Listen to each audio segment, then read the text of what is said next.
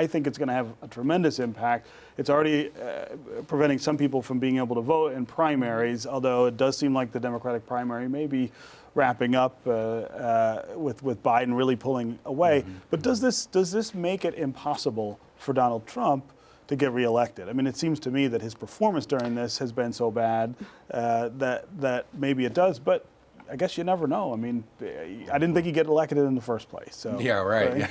Let's not speak in absolutes here, right? I mean, I thought that Republicans were going to lose their mind as we got closer to November with our, relaxed sort of voting rules we have here. No reason absentee ballot voting, same-day registration, and things of that nature. And that may in fact still happen. We don't want to give people another reason not to vote. Right.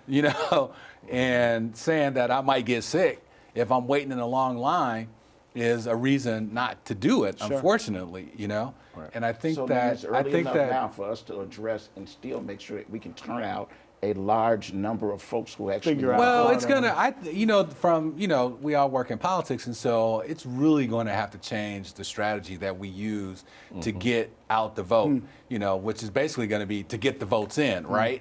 Well, because I think the running partner, the vice president selection for Biden is going to make a huge difference. Oh, for sure. Because if he picks the wrong person, then you're going to have the Hillary effect. Somebody that doesn't resonate with the voters enough to keep them at home, and they can use whatever as an excuse that they want to. And so while, Donald Trump has done such a terrible job that it forced Kerry to leave the Republican Party, there is still a lot of people. Still a lot of people going to vote for him. There's still a lot of people that are staunch Trump supporters, and so we shouldn't take that lightly. And so your job then is to get enough other people, not just do what happened in 2018, but you still got to go out of the way. We still had an increased voter turnout for the primaries, but it's still not where it should be. Well, we still got to push and get enough people to actually vote. But what do you do now that hasn't been done? That you'll have black folks who will get complacent.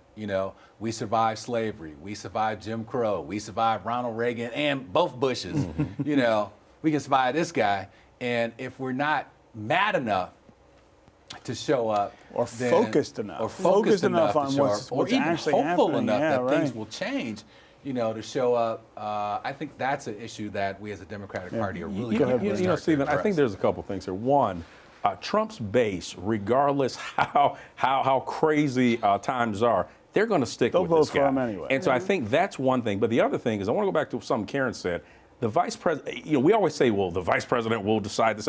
In this case, because you're dealing with a guy who is clearly showing some people say some signs of dementia, this vice president is literally got to be somebody who has national appeal and is ready to take over day one if something happens to Joe Biden. And so I think the challenge with our voters is, and with Biden is, he's got to make a decision because he's going to win most likely the nomination.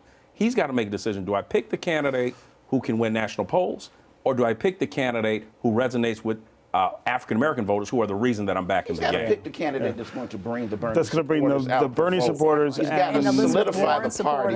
He's got to make sure that you turn out the people who are already registered Democrats. We're running out of time, but I want to make sure I note that you said dementia, I said age. When you described Joe Biden, I did not say that, you did. Joe like that. And turn the conversation up for midterm elections. That's something else that we overlooked that has a drastic impact on the president's success or failure. It does. All right.